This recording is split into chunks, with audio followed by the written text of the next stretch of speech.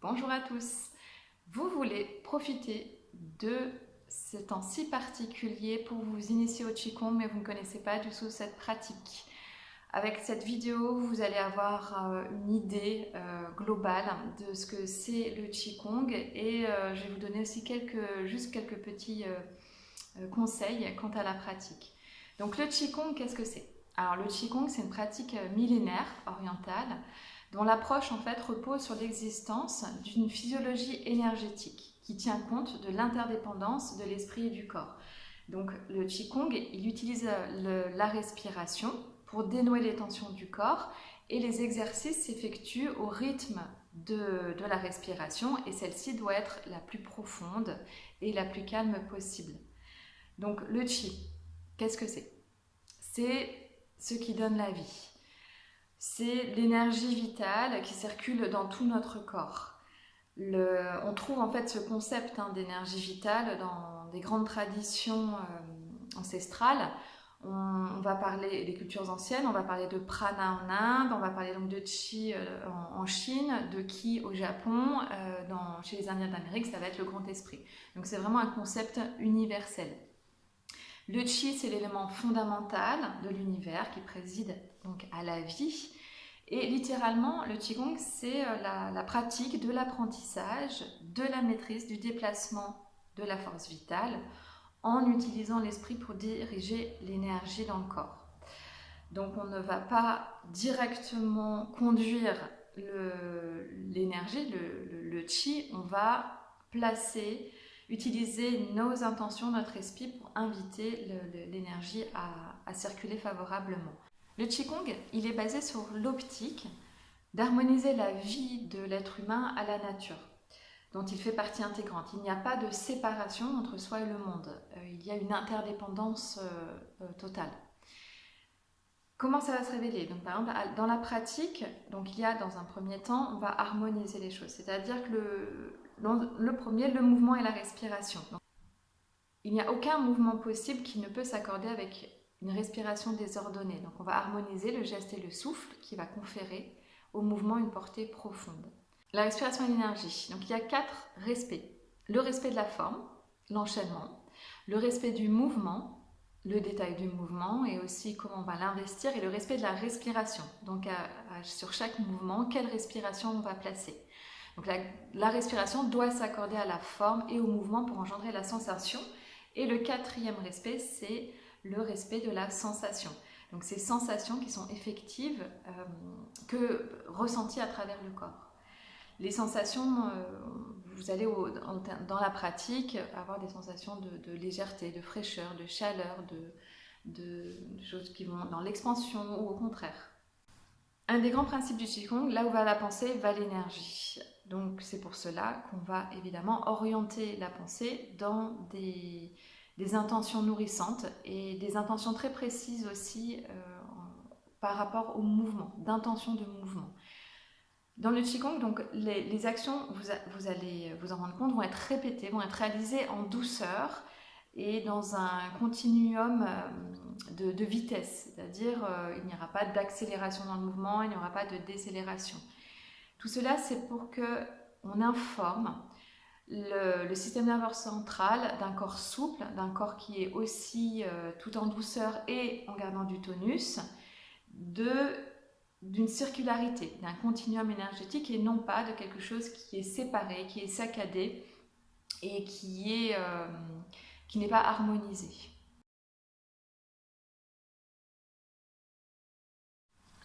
Les bienfaits du Qigong.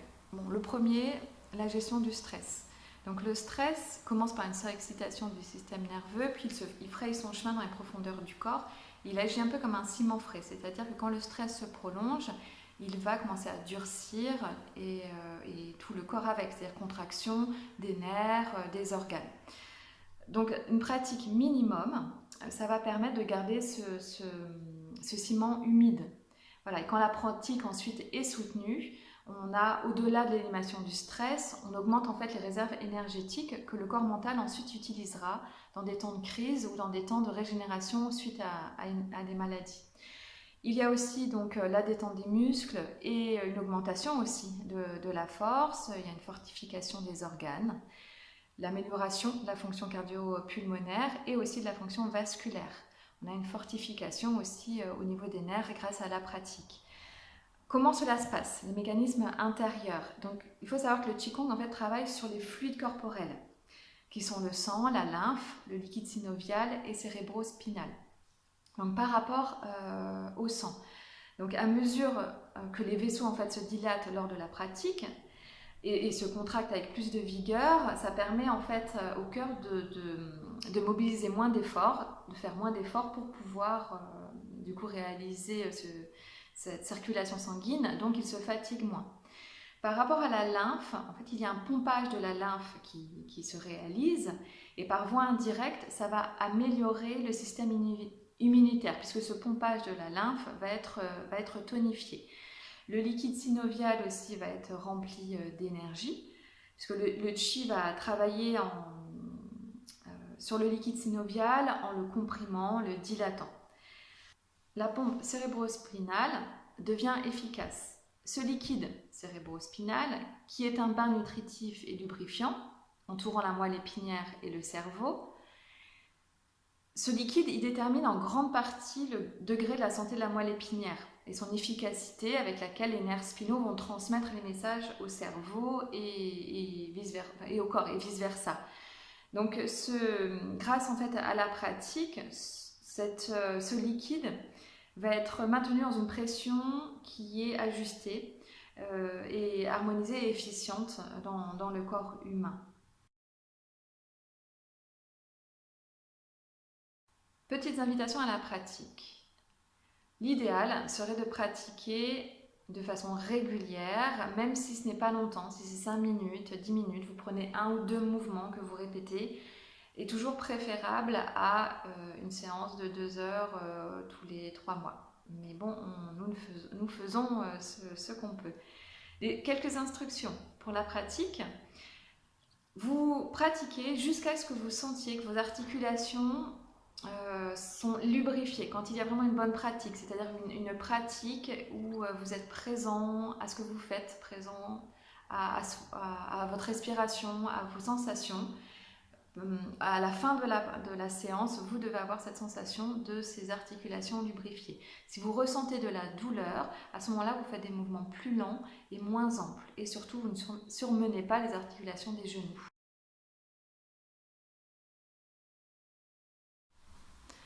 Donc le Neiyang-gong.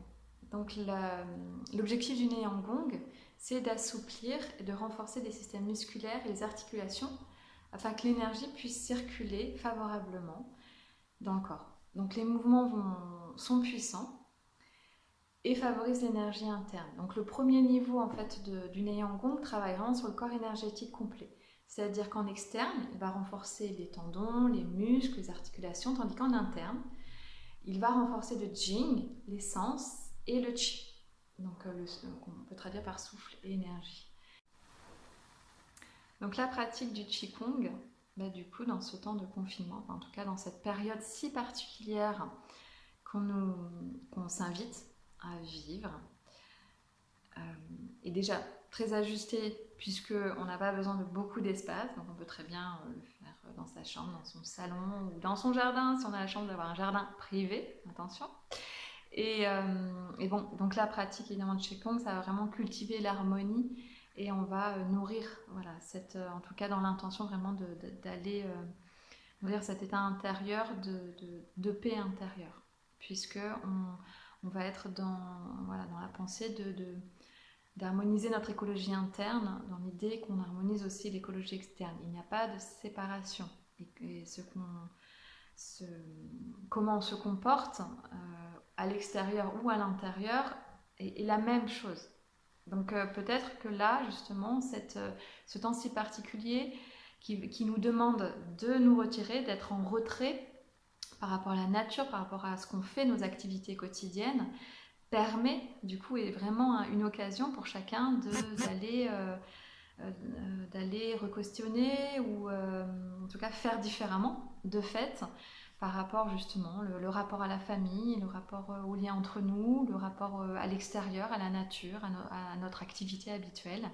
Et tout ce temps-là est un temps vraiment bénéfique pour soi, pour aussi retrouver aussi cette humilité en tant qu'être vivant par rapport justement à comment on se place, comment on agit dans le monde et, et aussi d'aller repenser toute cette notion d'interdépendance des choses pour pouvoir peut-être trouver une place un peu plus ajustée en tant qu'être humain sur Terre.